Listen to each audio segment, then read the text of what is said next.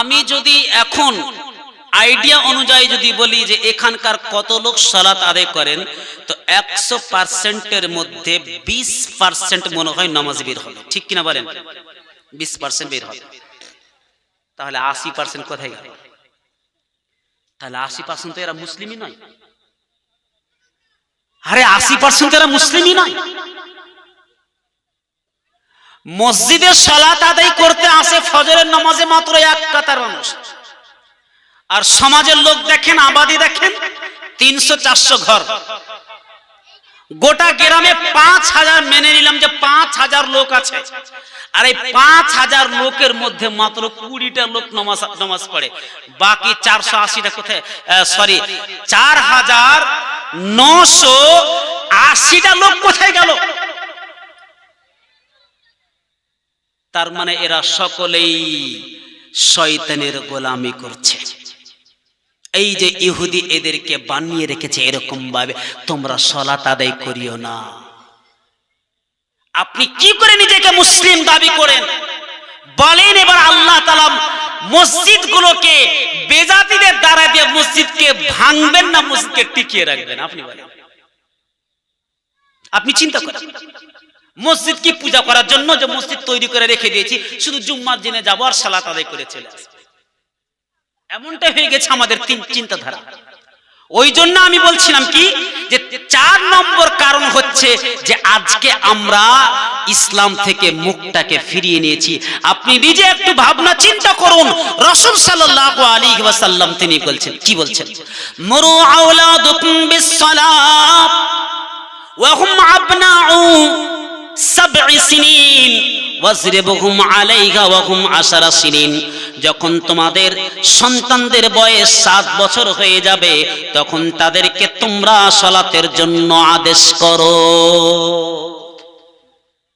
আপনার নামাজ ফরজ হয়েছে, 7 বছরে নামাজের হুকুম এসেছে। আল্লাহ রাসূল তারপরে তিনি বললেন ওয়াজরিবুহুম আলাইহা ওয়া হুম 10 সিনিন। আর 10 বছর হয়ে গেলে আপনার সন্তানদেরকে আপনি লাঠি প্রহার করুন, তাদের পিঠে চামড়া উঠিয়ে দেন। কটা লোক বাবা তার সন্তানকে মেরেছেন নামাজের জন্য? মারা তো আপনার সাজবে না, আপনি তো নিজে নামাজ পড়ছেন না, কাফের মতন জীবন যাপন করছেন। আজ থেকে তওবা করুন। সালাত আদায় না করলে পরে আপনার জালসা শুনে কোনো কাজ হবে না। জালসা, জুলুস, কোরআন, হাদিস, দান, খায়রাত, সাদকা, যত রকমের কাজ আছে কোনো কিছু কাজে আসবে না যদি আপনি সালাত আদায় না করেন। একটা আপনাকে আমি উদাহরণ দিই, তাহলে বুঝতে পারবেন। আপনাদের এখানে যে কোনো একটা ব্যাংক আছে, আছে না? নাই? আছে।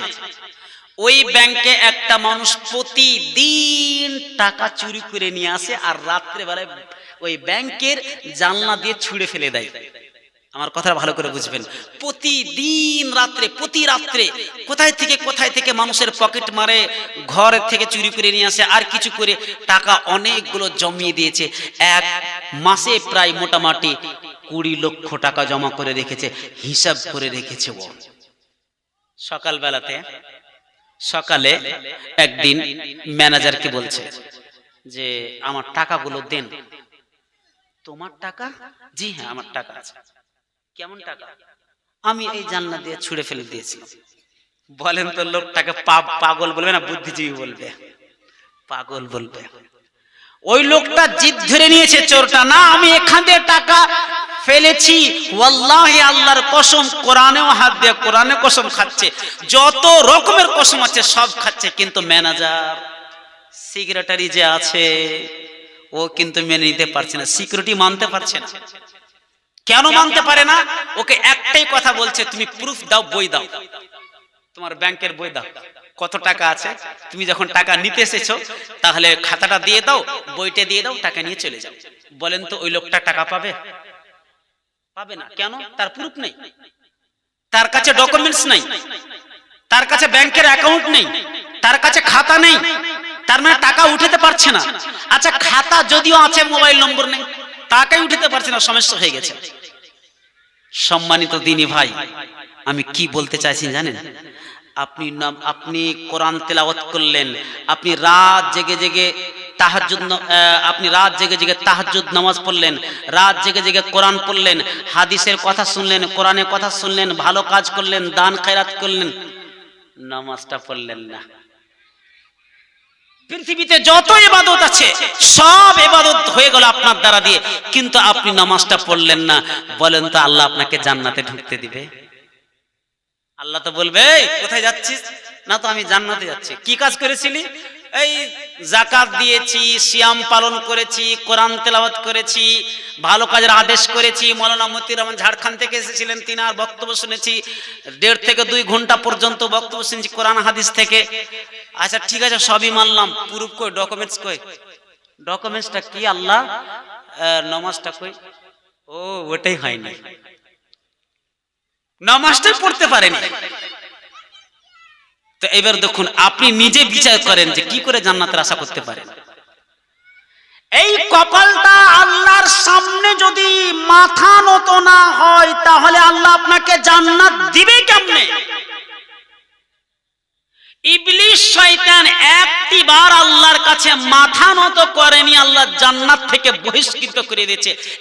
একবার কপাল, একবার মাথা নত করেনি আদম আলাইহিস সালামের কাছে আল্লাহর সামনে। আল্লাহ তাআলা তাকে বিতাড়িত বলে ঘোষিত করেছেন। আপনি দিনে 34টা সাজদা ছেড়ে দিচ্ছেন, তাহলে আপনি কোন পর্যায়ে পড়তে পারেন আপনি নিজে বিচার করেন। আসবে মরণ কখন কোথায়, আসবে মরণ কখন কোথায়, কারো জানা নাই। জানাজার নামাজের আগে নামাজে পড়ো ভাই, তোমার জানাজার নামাজের আগে নামাজে পড়ো ভাই। আসবে মরণ কখন কোথায়, আসবে মরণ কখন কোথায়, কারো জানা নাই। জানাজার নামাজের আগে নামাজে পড়ো ভাই, তোমার জানাজার নামাজের আগে নামাজে পড়ো ভাই। রুকুকারীর সাথে আল্লাহ রুকু করতে বলে, তুমি কেন কাজের বিবর বলো না তাহলে? রুকুকারীর সাথে আল্লাহ রুকু করতে বলে, তুমি কেন কাজের বিবর বলো না তাহলে? দিলটা ডুবাও তেলাওয়াতে নেকি আয়াতে আয়াতে, দিলটা ডুবাও তেলাওয়াতে নেকি আয়াতে আয়াতে, কথা বলো রবের সাথে নামাজে দাঁড়াই। তোমার জানাজার নামাজের আগে নামাজে পড়ো ভাই। আসবে মরণ কখন কোথায়, আসবে মরণ কখন কোথায়, কারো জানা নাই।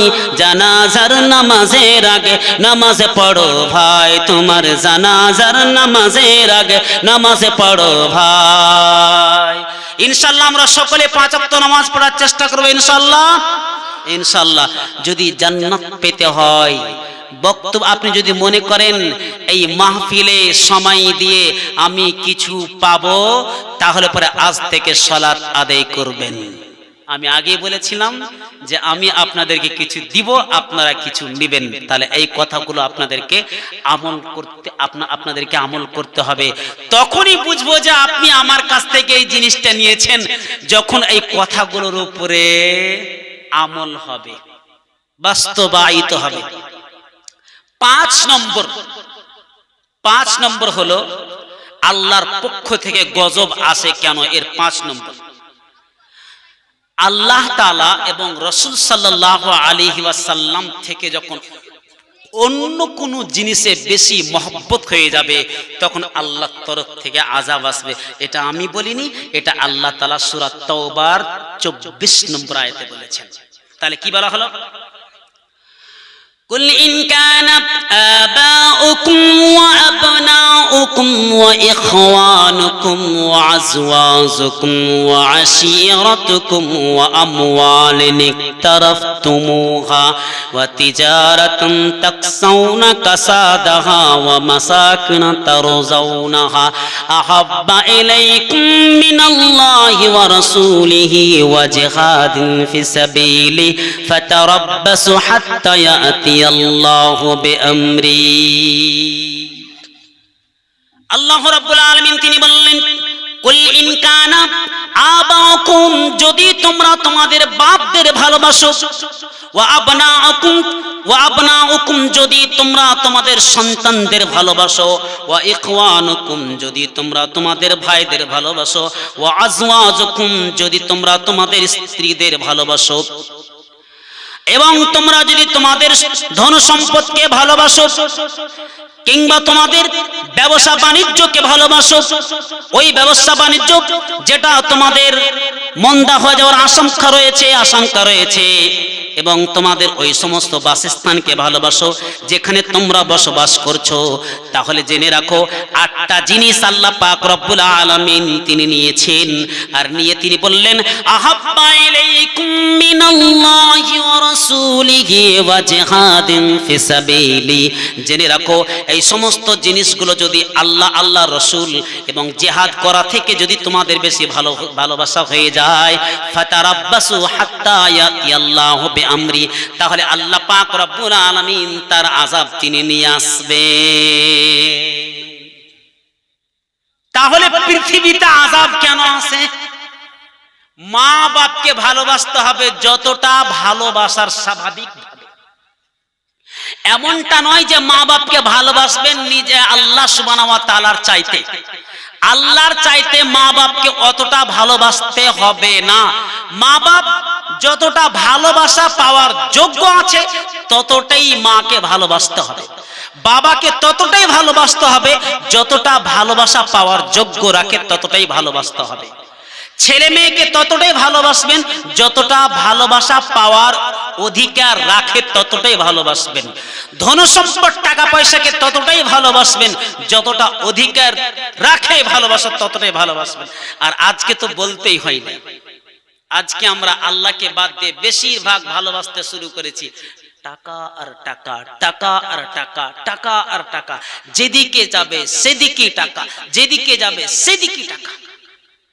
রাত্রে শুবে তাও টাকা, ঘুম থেকে উঠবে তাও টাকা, কি করলে টাকা পাবো। তার মানে হারাম এবং হালাল কোনো পার্থক্য করবে না, টাকা বাড়িতে আসলেই হলো। টাকা কিভাবে ভালোবাসে?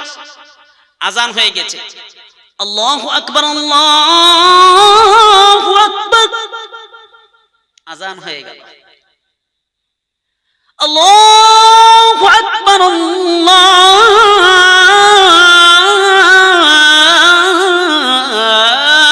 আল্লাহু আকবার, আজান দিচ্ছে মুয়াজ্জিন, আশহাদু আল্লা ইলাহা ইল্লাল্লাহ।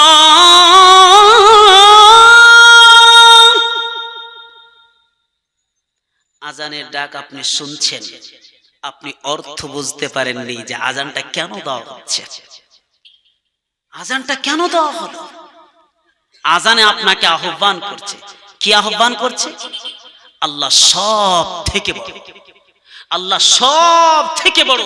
পৃথিবীতে যত রকমের মানুষ আছে, আজকে মানুষ হয়ে মানুষের দাসত্ব করে। দেখেন না, ন্যাংটা বাবা, ফতে বাবা, কেল্লা বাবা, যত রকমের বাবা আছে বাবার পূজা হয়, যত রকমের মাজার আছে মাজারের পূজা হয়। মানুষ আজ পর্যন্ত জানে না যে মাজারের কাছে গেলে নাকি শিরিক হয়ে যায়, এটা জানা নেই অনেক মানুষের। এই কপাল, আল্লাহ অন্য কোন জায়গাকে কেন বলেনি যে মাথা নত করো, পা হাত এগুলো কোনো কিছু নেই, মাথাটার এত দাম কেন? আল্লাহ কপালটা কেন মাথার উপরে রেখেছে? এই মাথায় একমাত্র আছে যে আল্লাহর কাছে মাথা নত করবে। আর এই মাথা যদি অন্য কোনো মাজারের দরবারে মাথা নত করেছে, তাহলে পরে অবস্থা ভয়াবহ হয়েছে। আপনি বলবেন মৌলানা সাহেব নিজের তরফ থেকে কোনো কথা বলিয়েন না প্লিজ, এখানে বিভ্রান্তি শুরু হয়ে যাবে। আপনার কাছে হাদিস থাকলে হাদিসটা বলুন। কি শুনতে রাজি আছেন? হাদিস বলবো না, শুনতে রাজি নেই, তার মানে কেউ বলছে না। হাদিসটা বলবো, শুনতে রাজি আছেন? মাশাআল্লাহ। আল্লাহর নবী বললেন, দাখালান নারা রাসূলুন ফি যুবাবিন ওয়া দাখালাল জান্নাতা রাসূলুন ফি যুবাবিন। একজন ব্যক্তি একটা মাছির কারণে জাহান্নামে যাবে, আরেকজন ব্যক্তি একটা মাছির কারণে জান্নাতে যাবে। মাছির কি দাম, মাছির কি মূল্য রয়েছে, যেটা আমাদের বাড়ির সামনে সর্বসময় ভন ভন করে উঠতে থাকে। আল্লাহ বলছে মাছি, আল্লাহ রাসূল বলছেন মাছির কারণে এক ব্যক্তি জান্নাতে যাবে, আর এক ব্যক্তি মাছির কারণে জাহান্নামে যাবে। সাহাবায়ে কেরাম বললেন, আল্লাহ রাসূল আমরা তো বুঝতে পারলাম না, কেমন জিনিসটা, ব্যাপারটা কেমন হয়ে গেল না, মাছির কারণে মানুষ জাহান্নামে কিভাবে যাবে? তখন আল্লাহ রাসূল বলছেন, মাররা রাজুলানে আলা কওমিন লাহুম সালামুন, দুইজন বন্ধু এক এলাকা দিয়ে পেরিয়ে যাচ্ছিল, আর ওই এলাকাবাসীর জন্য একটা গম্বুজ তৈরি করা ছিল, একটা কবর তৈরি করা ছিল, মাজার তৈরি করা ছিল।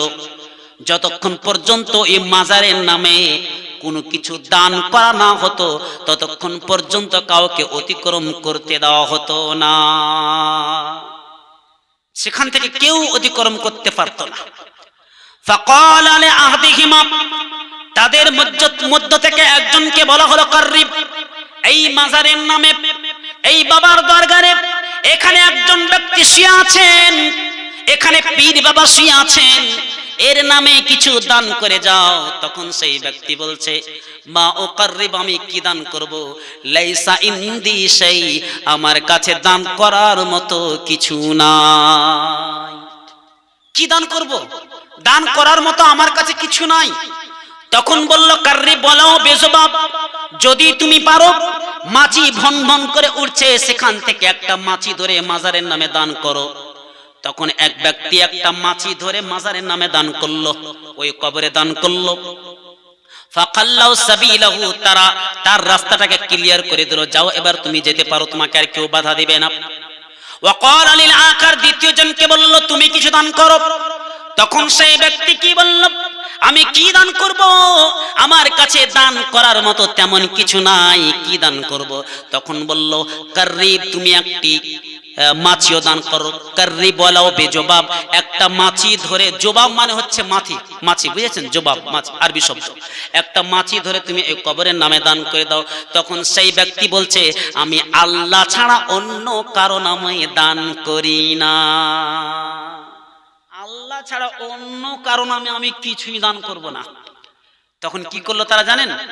ফাজারাবা উনুকাহু, উনুকাহু মানে হচ্ছে গর্দন, জারাবা মানে হচ্ছে মারা, তাহলে তারওয়াল দিয়ে এই গর্দনটাকে শরীর থেকে আলাদা করে দিল, মানে হত্যা করে ফেলল। আল্লাহ রাসূল বলছেন, ফাদাখালাল জান্নাহ, সেই ব্যক্তি জান্নাতে প্রবেশ করছে। সুবহানাল্লাহ। একটা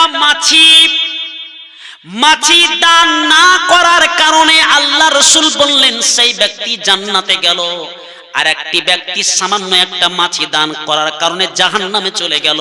এবার আপনি চিন্তা করে দেখেন, কবরে তো আপনি আগরবাতিও জ্বালিয়ে আসছেন, কবরে তো আপনি চাদর চড়িয়ে আসছেন, আপনি তো ওই মাজারের নামে খাসি পর্যন্ত জবাই করছেন, আরো কত কি করছেন। তাহলে পরে আমি এইগুলো মানা করব না, কিন্তু কিয়ামতের দিন আল্লাহকে আফসোস করে বলবেন, আল্লাহ দুনিয়াতে আবার পাঠিয়ে দাও, যেই কাজ করেছিলাম এর বিপরীত কাজ করে আসব। আল্লাহ তাআলা কোরআনের মধ্যে তিনি ঘোষণা করে জানিয়ে দিয়েছেন, ওয়া হুম ইয়াস্তারিখুনা ফিহা রাব্বানা আখরিজনা না'মাল সালিহান গায়রাল্লাযী কুননা না'মাল। আর্তনাদ করে তারা আল্লাহর কাছে আর্তনাদ করে বলবে, ভিক্ষা চাইবে, আল্লাহকে বলবে, আল্লাহ এবার দুনিয়াতে গিয়ে ভালো কাজ করব, আর নোংরা কাজ করব না, আল্লাহ তুমি দুনিয়াতে পাঠিয়ে দাও। আল্লাহ পাক রব্বুল আলামিন তিনি একটাই উত্তর দিয়ে বলবেন, আওয়ালাম নুআম্মিরকুম, বান্দা আমি কি তোমাকে সময় দিলাই? আমি কি তোমাকে সময় দিই নাই? অবশ্যই আমি তোমাকে সময় দিয়েছিলাম, তুমি সময়গুলোকে তুমি নষ্ট করে ফেলেছো।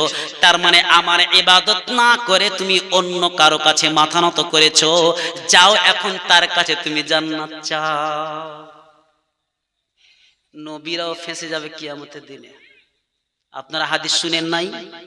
সবাই যখন হাসরের মাঠে এই প্রচন্ড যখন রোদ সহ্য করতে না পারবে, মাথার উপরে যখন সূর্যটা থাকবে, মাথার মগজগুলো টকবক করে ফুটতে শুরু করবে, তখন সবাই ছুটে গিয়ে হযরতে আদম আলাইহিস সালামকে বলবেন, আর বলবেন, আব্বাজান আপনি আমাদেরকে একটু সুপারিশ করেন, এই 50,000 বছরের দিনটা বরদাস্ত হয় না।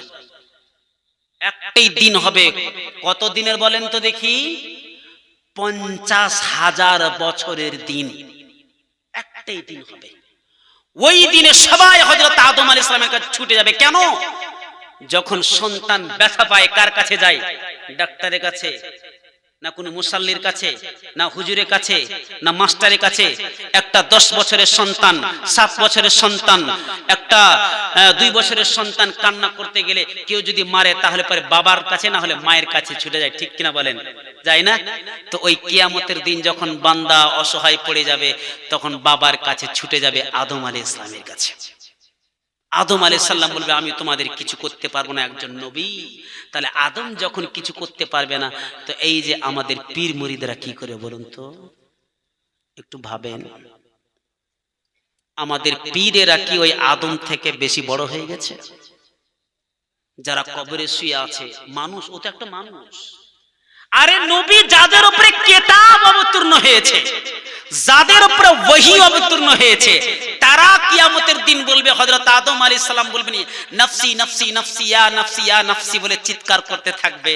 আর কিভাবে তুমি বাজলে, কিভাবে তুমি বুঝতে পারলে, কিভাবে তুমি, কেমন ভাবে তুমি জানতে পারলে? তোমার কাছে কোনো গায়েবী শক্তি, গায়েবী কোনো খবর এসেছিল নাকি যে তুমি আল্লাহ সুবহানাহু ওয়া তাআলার ইবাদত করছো আর মাজারের কাছে গিয়ে মাথা নত করছো? আপনাদের সাথে আমার কোনো শত্রুতা নেই, আপনাদেরকে আমি তুচ্ছ তাচ্ছিল্য মনে করি না।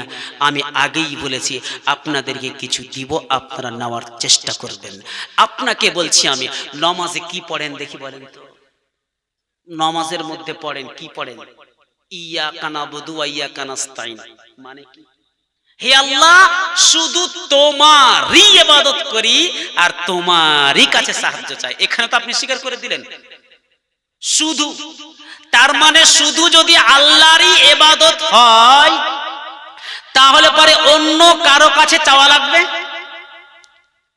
আপনি এখানে স্বীকার করছেন, আর যখন আপনি বলবেন যে তোমারও ইবাদত করি, তাহলে কিন্তু জানতে হবে যে এখানে আল্লাহর সাথে সাথে অন্য কারো ইবাদত করছেন। ওই জন্য মানেটা আপনি একটু উল্টা করে করেছেন। তো কোরআনের মানেটা কি হবে? তোমারও হবে না তোমারই হবে? তোমারই না তোমারও? তোমারই, মাশাআল্লাহ। তাহলে আপনি স্বীকার করলেন, এখানে কি স্বীকার করলেন? যে ইয়াকা নাবুদু মানে একমাত্র তোমারই ইবাদত করি। তাহলে একমাত্র যখন তোমারই ইবাদত করি বলবেন, তখন নবীদেরও ইবাদত করা জায়েজ নয়। এটাই হলো ইসলাম। কোন নবীর আর তখন ইবাদত করা যাবে না, কোন নবীর আর অনুসরণ করা যাবে না, একমাত্র মুহাম্মদ সাল্লাল্লাহু আলাইহি ওয়াসাল্লাম ছাড়া। আপনি বলতে পারবেন না যে মুহাম্মদ সাল্লাল্লাহু আলাইহি ওয়াসাল্লামের ইবাদত করব আর ঈসা আলাইহিস সালামের ইবাদত করব। আল্লাহ সুবহানাহু ওয়া তাআলা তিনি নিজে ঘোষণা দিয়েছেন, জানেন? وَإِذَا أَخَذَ اللَّهُ مِيثَاقَ النَّبِيِّينَ لَمَا آتَيْتُكُم مِّن كِتَابٍ وَحِكْمَةٍ ثُمَّ جَاءَكُمْ رَسُولٌ مُصَدِّقٌ لِّمَا مَعَكُمْ لَتُؤْمِنُنَّ بِهِ وَلَتَنصُرُنَّهُ قَالَ أَقْرَرْتُمْ وَأَخَذْتُمْ عَلَى ذَلِكُمْ إِصْرِي। আল্লাহ রাব্বুল আলামিন ওয়াইযা আখাযাল্লাহু মিসাকান নাবিয়্যিনা, আপনারা সকলেই যাদের বাড়িতে কোরআন আছে এই আয়াতটা দেখার চেষ্টা করবেন। সূরা আল ইমরানের 81 নম্বর আয়াত। সূরা ইমরানের 81 নম্বর আয়াতটা খুলবেন আর দেখবেন কি লেখা আছে ওখানে। ওয়াইযা আখাযাল্লাহ, স্মরণ করো ওই দিনটাকে যেদিন আল্লাহ পাক রব্বুল আলামিন সমস্ত আম্বিয়াদের কাছ থেকে একটি চুক্তিনামা নিয়েছিলেন, একটা চুক্তি করেছিলেন। কি চুক্তি করেছিলেন?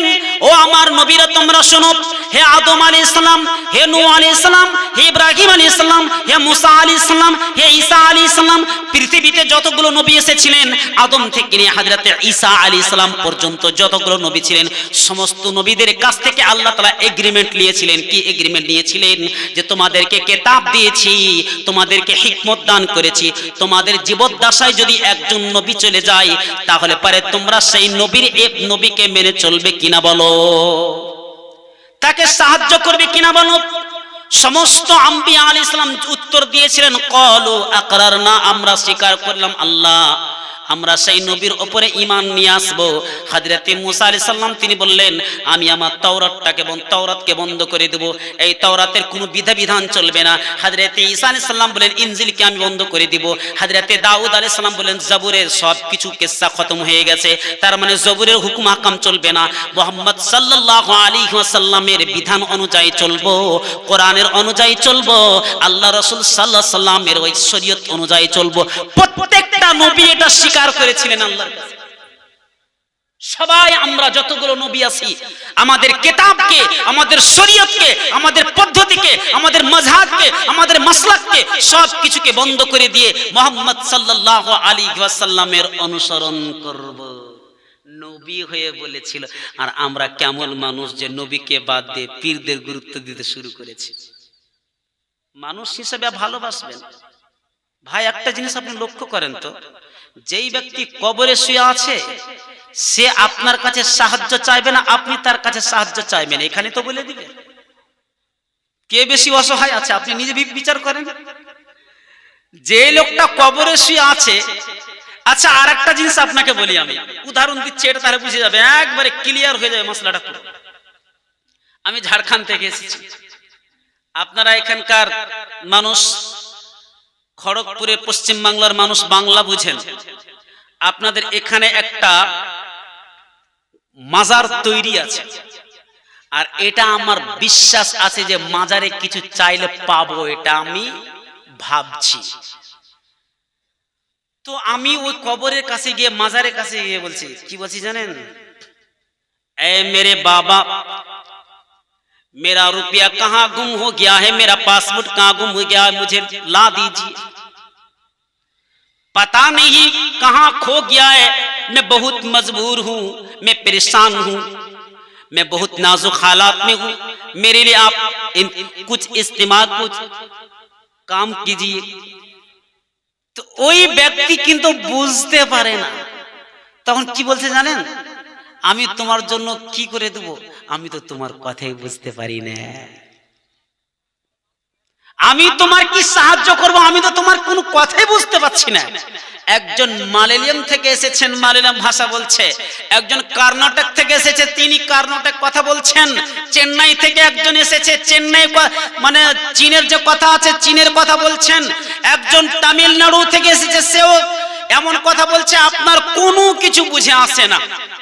ইংরেজিতে বলছে, মালয়ালমে বলছে, তেলেগুতে বলছে, হিন্দিতে বলছে, আরবিতে বলছে, ও কোনো ভাষা জানে না, খালি একটা ভাষা জানে, বাংলা ভাষা। আর ওই লোকটা বলছে বাংলা ছাড়া কিছু বুঝি না, ওই যে বাংলাদেরকে আমি সাহায্য করব। আচ্ছা বলেন তো, এরকম যদি পীর হয় তাকে মানা যাবে? তাহলে কার কথা নিতে হবে যে সমস্ত রকমের ভাষা বুঝেন, আর তিনি হচ্ছেন আল্লাহ, যিনি সব ভাষা বুঝতে পারেন। ওই আল্লাহর কাছে চাইতে হবে। আল্লাহ পাক রব্বুল আলামিন তিনি বলেছেন, আল্লাযীনা আমানু ওয়া লাম ইয়ালবিসু ঈমানাহুম বিযুলমিন উলাইকা লাহুমুল আমনু ওয়া হুম মুহতাদুন। যারা ঈমান এনেছে এবং তাদের ঈমানটাকে জুলুমের সাথে মিশ্রিত করেনি, জুলুম মানে হচ্ছে শিরকের সাথে যারা মিশ্রিত করেনি, আল্লাহ পাক রব্বুল আলামিন তিনি বললেন এলাই হলো হেদায়েত প্রাপ্ত। সূরা আনআমে আল্লাহ পাক রব্বুল আলামিন তিনি বললেন যারা ঈমান এনেছে, নিজের ঈমানটাকে শিরকের সাথে মিশ্রিত করেনি, এলাই হলো হেদায়েত প্রাপ্ত। তার মানে বোঝা গেল, জুলুমের সাথে যদি আপনি শিরকটাকে মিশ্রিত করেছেন তাহলে ঈমান পুরোপুরিভাবে নষ্ট হয়ে যাবে, ধ্বংস হয়ে যাবে। 6 নম্বর আমরা বুঝতে পারলাম তাহলে কি, শিরিক করলে পরে আল্লাহ তাআলা রাগান্বিত হয়ে যান। ইবলিস শয়তান কেন গেল জাহান্নামে? আল্লাহ জান্নাত থেকে ইবলিস শয়তানকে বের করলে কেন বলেন তো, কে বলতে পারবেন? আল্লাহ পাক রব্বুল আলামিন তিনি কোরআনে এটা উল্লেখ করেছেন, ওয়ালাকাদ খালাকনাকুম সুম্মা সাওয়ারনাকুম সুম্মা কুল্লা লিল মালাইকাতি ইসজুদু লিআদাম ফাসাজাদু ইল্লা ইবলিস। আমি তোমাদেরকে সৃষ্টি করেছি, তোমাদেরকে গঠন দিয়েছি, সমস্ত ফেরেশতাদেরকে বললাম সকলে তোমরা সাজদা করো। সমস্ত ফেরেশতা হযরতে আদম আলাইহিস সালামকে সাজদা করলো, কিন্তু ইবলিস শয়তান সাজদা করলো না।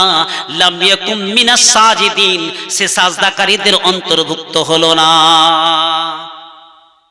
একটা জিনিস বুঝবেন এখানে, ইবলিস শয়তানকে যখন আল্লাহ বললেন, মানে সকল ফেরেশতাকে বললেন, তো ওর মধ্যে ইবলিস শয়তান ছিল। ইবলিস শয়তান কিন্তু তাদের মধ্যে ছিল মহা শিক্ষিত ব্যক্তি। তো এত পণ্ডিত ফেরেশতাদের লিডার করা হয়েছে তাকে, এই কাকে? ইবলিস শয়তানকে। শিক্ষিত মানুষ হলে যে জান্নাতে চলে যাবে তা না, অনেক শিক্ষিত মানুষকে বোকা বানিয়ে রেখেছে আজকে পৃথিবীতে। শিক্ষিত হওয়ার পরে অশিক্ষিতর মতন ব্যবহার করছে। তো এই যে ইবলিস শয়তান মাথা নত করলো না, তো আল্লাহ তাআলা বললেন ক্বালা মা মানাকা আল্লা তাসজুদা ইযা আমারতু, কোন জিনিসে তোমাকে বাধা দিল? আমি যখন সাজদা করতে বললাম তুমি সাজদা করলে না। তো ইবলিস শয়তান কিন্তু অস্বীকার করেনি। ভালো করে বুঝবেন, এখানে ডাইরেক্ট শয়তান বলল না যে আমি সাজদা করব না। শয়তান কি বলছে জানেন?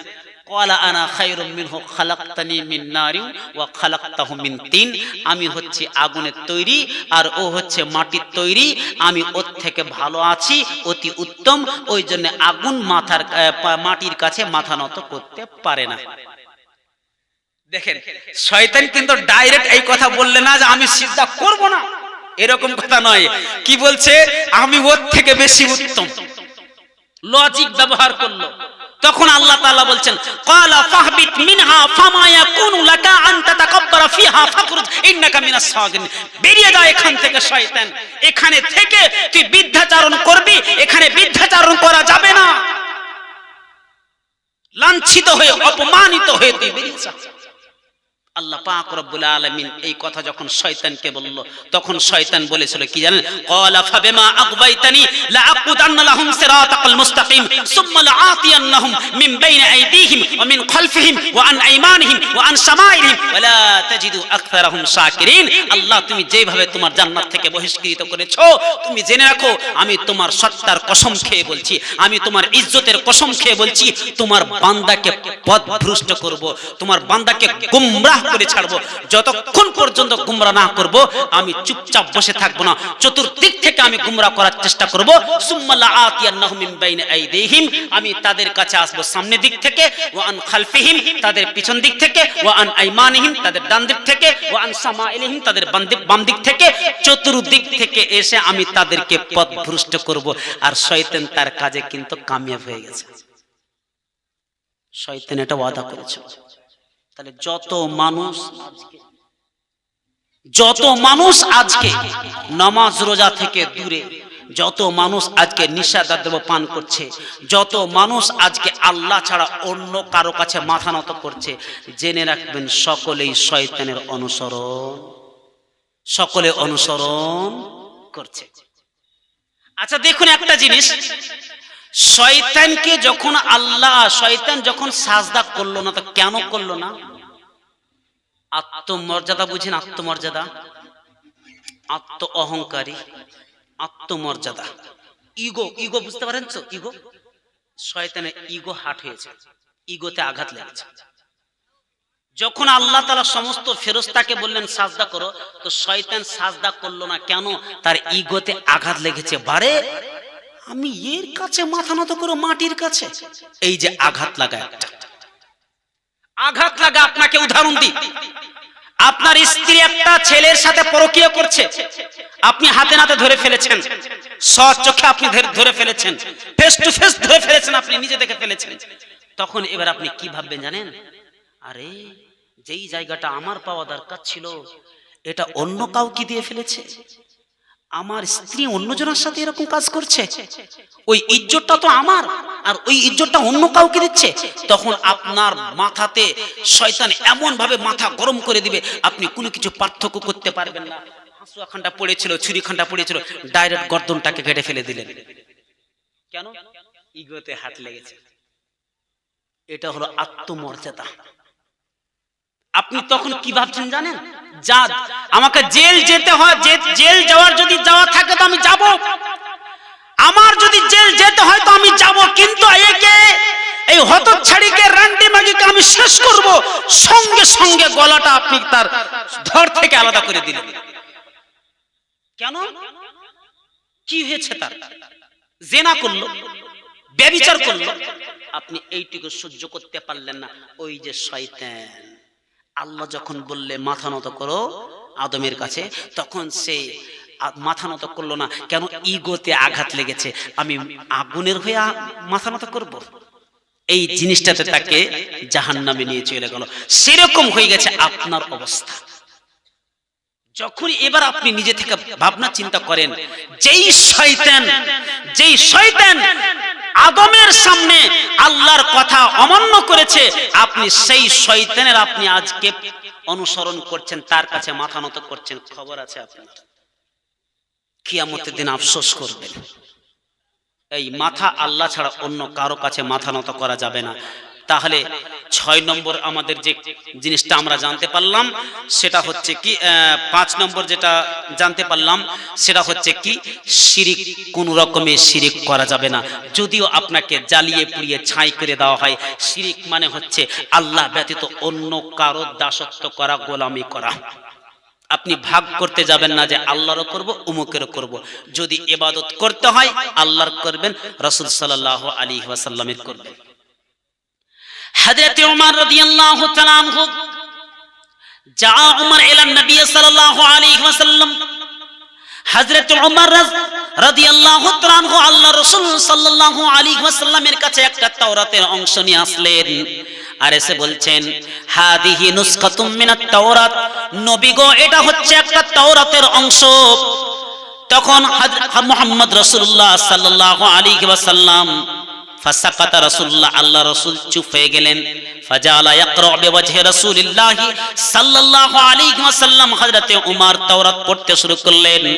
ফায়াতাগায়্যারু, আল্লাহ রাসূল সাল্লাল্লাহু আলাইহি ওয়াসাল্লামের চেহারা তখন লাল হয়ে গেল, লাল দগ্ধ হয়ে গেল, রক্তিম বরণ করেছে তিনার চেহারা। তখন হযরত আবু বকর রাদিয়াল্লাহু আনহু তিনি বললেন সাকিলাতকা সাওয়াকিল ইয়া ওমর, হে ওমর তোমার সন্তান হারানো মা যেন তোমাকে হারিয়ে ফেলে। মা তারা বিওয়াজহি রাসূলুল্লাহ সাল্লাল্লাহু আলাইহি ওয়াসাল্লাম, তুমি কি দেখতে পাও না ওমর আল্লাহ রাসূল কিভাবে রেগে গিয়েছেন তাওরাত পড়ার কারণে, তোমার নবী সাল্লাল্লাহু আলাইহি ওয়াসাল্লাম কিভাবে তোমার উপরে রাগান্বিত হয়েছেন। ফানাজারা ওমর, যখন হযরত ওমর রাদিয়াল্লাহু তাআলা আনহু আল্লাহ রাসূলের চেহারার দিকে দিদার করছেন, দেখার পরে দেখছেন যে আল্লাহ রাসূল আমার উপরে প্রচন্ড রেগে গিয়েছেন। কেন রেগে গিয়েছেন সেটা তো দূরের কথা, রেগে গিয়েছেন ওই জন্য হযরত ওমর তিনি বলছেন আউযু বিল্লাহি মিন গাযাবিল্লাহি ওয়া গাযাবি রাসূলিহি, রাযীতু বিল্লাহি রাব্বান ওয়া বিল ইসলামি দীনান ওয়া বি মুহাম্মাদিন নাবিয়্যা। হযরত ওমর বললেন আল্লাহর ক্রোধ থেকে, নবী মুহাম্মদুর রাসূলুল্লাহ সাল্লাল্লাহু আলাইহি ওয়াসাল্লামের ক্রোধ থেকে আমি আশ্রয় কামনা করছি। আমি আনন্দিত হয়ে গেলাম আল্লাহর রব হওয়ার কারণে, ইসলাম দ্বীন হওয়ার কারণে, আর নবী মুহাম্মদ সাল্লাল্লাহু আলাইহি ওয়াসাল্লাম নবী হওয়ার কারণে আমি আনন্দিত হয়ে গেলাম, আমি সন্তুষ্ট। তখন আল্লাহ রাসূল বলছেন ওয়াল্লাযী নাফসি মুহাম্মাদিন বিয়াদি, হে ওমর তুমি জেনে রাখো লাউ বাদালাকুম মূসা লাত্তাবাতুমুহু ওয়া তারাকতুমুনি, হে ওমর তুমি জেনে রাখো লাউ বাদালাকুম মূসা, হযরতে মূসা আলাইহিস সালাম যদি, তার মানে মূসা আলাইহিস সালামের উপরে তাওরাত অবতীর্ণ হয়েছে, মূসা আলাইহিস সালাম যদি দ্বিতীয়বার দুনিয়াতে চলে আসে আর আমাকে বাদ দিয়ে যদি মূসা আলাইহিস সালামকে অনুসরণ করেছো লা যালালতুম আস-সাবাইস সাবিল, তাহলে তুমি জেনে রাখো তুমি পথভ্রষ্ট হয়ে যাবে, গুমরা হয়ে যাবে, সরল পথ থেকে সরে যাবে। উমর ভুল কি করেছে এটা আগে দেখেন। আল্লাহ রসুল এত বড় দোয়া দিচ্ছেন যে তুমি সরল পথ থেকে দূরে সরে যাবে, গোমরাহ হয়ে যাবে, জাহান্নামের পথে চলে যাবে। কেন এই কথা বললেন জানেন? কি কাজ করেছিল? শুধু তাওরাতটা পড়েছে, এরকম খুলে তাওরাত পড়েছে, আমল করেনি। পড়তে শুরু করেছে, তাওরাত খুলে পড়ছে, আর আল্লাহ রসুল রেগে গিয়েছেন। তা আমরা তো অনেক কিছু কবরে দিয়ে আসি, তাহলে আমাদের উপরে আল্লাহ রসুল কি করবেন? কিয়ামতের দিনে ধাক্কা মেরে ছেড়ে দেবেন আমাদেরকে। এই তোরা আমার উম্মত নয়। মানুষের বিবেক আল্লাহ দিয়েছেন, এই বিবেকটাকে আমাদেরকে কাজে লাগাতে হবে। তারপরে আল্লাহ রাসূল কি বলছে শুনেন, হে ওমর তুমি জেনে রাখো, আজকে যদি হযরতে মুসা আলাইহিস সালাম জীবিত থাকতো, লাত্তাবানি, মুসা আলাইহিস সালাম পর্যন্ত আমাকে অনুসরণ করত। আল্লাহু আকবার। হযরতে মুসা আলাইহিস সালাম একজন নবী হয়ে আরেকজন নবীর অনুসরণ করত। তাহলে কত বড় আমরা ভুল পথে আছি ভাই। মানুষের সব থেকে দামি জিনিস কোরআন নয়, মানে কোরআন পড়া নয়। মানুষের সব থেকে দামি জিনিস নামাজ নয়। মানুষের সব থেকে দামি জিনিস, মূল্যবান জিনিস কিয়ামতের দিন দান খায়রাত নয়, সাদকা নয়। মানুষের সব থেকে বড় দামি জিনিস হচ্ছে ঈমান। ঈমান হচ্ছে সব থেকে বড় জিনিস। এই আকীদা হচ্ছে সব থেকে বড় জিনিস। আপনি যদি আল্লাহ সুবহানাহু ওয়া তাআলারও যদি ইবাদত করেন, আর আপনি যদি সৃষ্টি হয়ে সৃষ্টিরও যদি ইবাদত করেন, তাহলে পরে আপনার খবর আছে। আল্লাহ তাআলা আমাদের সকলকে যত রকমের শিরক আছে, সমস্ত শিরক থেকে আল্লাহ তুমি বাঁচিয়ে নাও, আমিন। চলেন